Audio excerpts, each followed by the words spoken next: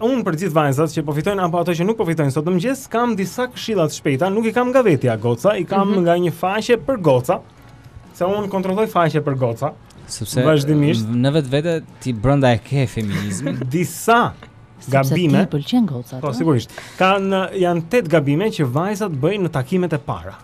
Kur janë duke flirtuar me dikë. Kur janë duke flirtuar me dikë në takimet e para, ja 8 gjëra që ndonjëherë vajzat i bëjnë, por që nuk duhet i bëjnë.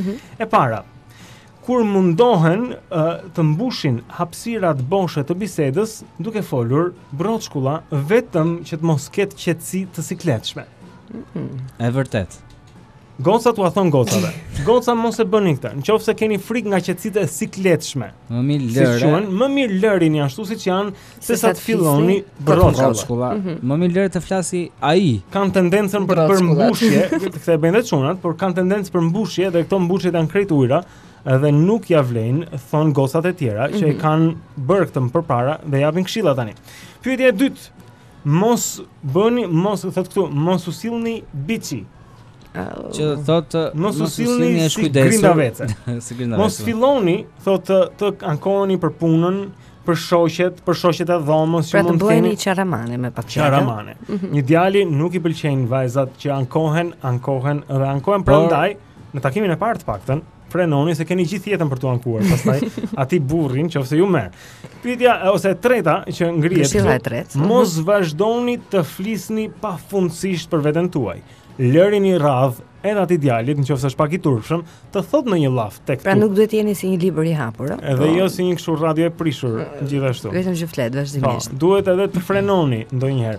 Kujdes thotë edhe me këto përmendjet e ishave.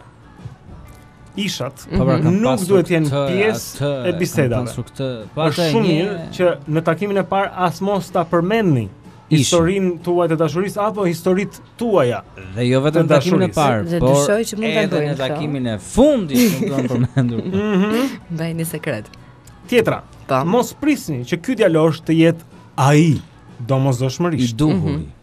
Sepse niseni ndonjëherë me mendjen që ky është ai, domosdoshmërisht dhe stresoheni gjatë bisedës duke pretenduar se është ai dhe fillojnë ju të rriten duar sepse ai duhet kapur. Kujdes, ai mund mos jetë ai. Okej? Tjetra. Mos e shikoni ngultas.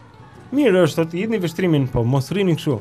Si datë. Sidomos nëse është i bukur, mos ja ngulni syt ashtu, se do ta vini në siklet. Kjo është për ty Olta. Tjetra. Faleminderit. Kujdes me prekjet. Edhe kjo për ty Olta. Kujdes me prek. Mos e teproni me prekjet. Mund të ta mbani dorën për 2 sekonda tek bicepset e tek krauta, prekni nga një çik kështu për të provuar muskujt. Por jo më shumë se aq. Mos filloni ta fërkoni çunin në takimin e parë, thonë sepse nuk do të jetë mirë. Sepse do ta vini në siklet sërish. Se dia që kishte kështu. S'ndodhin mua asnjëherë s'ndodhin mua këto gabime. E mua gjithmonë përballë mu lishin. Po bra. Edhe asnjëherë s'm shikonin ngultat. Çudi trisht. Edhe e fundit fare, mos jepni tepër në takimin e parë. Çdo gjë me karar. E kuptoni vetë se ku rrah me këtë, mos jepni tepër nga vetja në takimin e parë. Se ka, për shembull, ka takime që zgjatën 2, 3, 4, 5 dhe 6 orë. Po. Jepini kohë, rrini një orë, kafën e parë. Atë natë flini në shtëpinë tuaj, është ideja. Mbi të gjitha. Okej. Shihemi nesër, është një ide e mirë.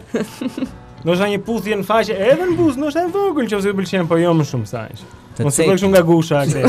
Okej.